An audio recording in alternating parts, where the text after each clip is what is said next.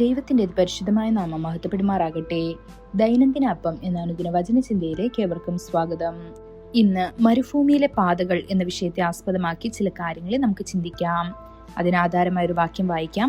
യെശയ്യാവ് 43:19 ഇതാ ഞാൻ പുതിയൊരു കാര്യം ചെയ്യും, അതെ ഞാൻ മരുഭൂമിയിൽ ഒരു വഴിയും നിർജ്ജന പ്രദേശത്ത് നദികളും ഉണ്ടാക്കും. നിങ്ങളുടെ ഹൃദയത്തിൽ ചോദ്യങ്ങൾ ഉയർന്നേക്കാം. എനിക്ക് എപ്പോഴെങ്കിലും ഒരു പാത തുറക്കുമോ? ഒരു വഴി എപ്പോഴെങ്കിലും പ്രത്യക്ഷപ്പെടുമോ? എൻ്റെ ജീവിതത്തിൽ എന്തെങ്കിലും നല്ലത് സംഭവിക്കുമോ? കർത്താവ് എന്നെ ഉയർത്തി എൻ്റെ കുടുംബത്തെ അനുഗ്രഹിക്കുമോ? എന്നാൽ കർത്താവിൻ്റെ വാഗ്ദാനം എന്താണ്? ഞാൻ മരുഭൂമിയിൽ ഒരു വഴിയും നിർജ്ജന പ്രദേശത്ത് നദികളും ഉണ്ടാക്കും.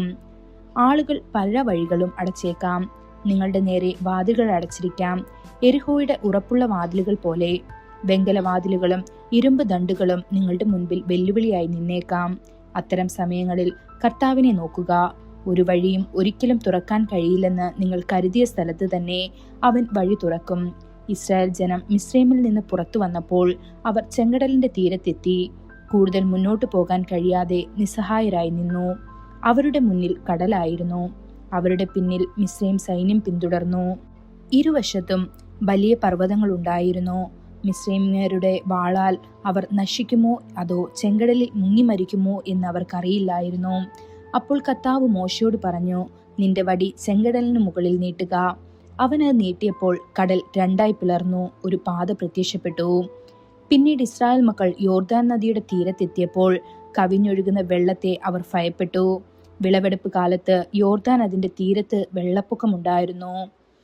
അത്തരമൊരു നദി അവർക്ക് എങ്ങനെ കടക്കാൻ കഴിയും?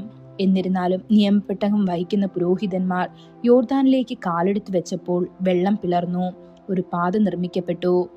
കർത്താവ് നിങ്ങൾക്കായി ഒരു വഴി തുറക്കാൻ തീരുമാനിക്കുമ്പോൾ ആർക്കും അവനെ തടയാൻ കഴിയുകയില്ല. അവൻ വെങ്കല വാതിലുകൾ തകർക്കുകയും ഇരുമ്പ് കമ്പികൾ മുറിക്കുകയും ചെയ്യുന്നവനാണ്. അവൻ തടസ്സങ്ങൾ നീക്കി നമ്മുടെ മുൻപാകെ പോകുന്നു. ഇത് മീഖ 2:13 കാണപ്പെടുന്നു. ആർക്കും അടയ്ക്കാൻ കഴിയാത്ത വാതിലുകൾ അവൻ തുറക്കുന്നു. ശദ്രക്, മേശക്, അബേദ്നെഗോ എന്നിവരെ തീച്ചൂളയിലേക്ക് എറിഞ്ഞു. അവിടെയും കർത്താവിനൊരു വഴിയൊരുക്കാൻ കഴിയുമോ? അതെ, ജ്വലിക്കുന്ന തീയുടെ നടുവിൽ കർത്താവ് തന്നെ ഇറങ്ങി വന്ന് അവരോടൊപ്പം നടന്നു. അവർക്കൊരു വഴിയൊരുക്കി. അവർ ചൂളയിൽ സന്തോഷത്തോടെ നടന്നു. കർത്താവ് തീയുടെ ശക്തി കെടുത്തി. രാജാവിന്റെ ഹൃദയത്തോട് സംസാരിച്ചു. അവരെ ബഹുമാനത്തിന്റെ ഒരു സ്ഥാനത്തേക്ക് ഉയർത്തി. ദൈവമക്കളെ, മരുഭൂമിയുടെ പാതകളും നിർജ്ജന പ്രദേശത്ത് നദികളും ഉണ്ടാക്കുന്നവനാണ് നമ്മുടെ വിലയേറിയ കർത്താവ്. അവൻ നിങ്ങളുടെ ജീവിതത്തെയും അഭിവൃദ്ധിപ്പെടുത്തും. ഇതാ ഒരു പുതിയ പാത നിങ്ങളുടെ മുൻപിൽ പ്രത്യക്ഷപ്പെടുന്നു. കർത്താവ് ഒരു പുതിയ വാതിൽ തുറക്കുന്നു, ആർക്കും അത് അടയ്ക്കാൻ കഴിയുകയില്ല. ഈ വചനങ്ങളാൽ ദൈവം നമ്മെ ഓരോരുത്തരെയും അനുഗ്രഹിക്കുമാറാകട്ടെ.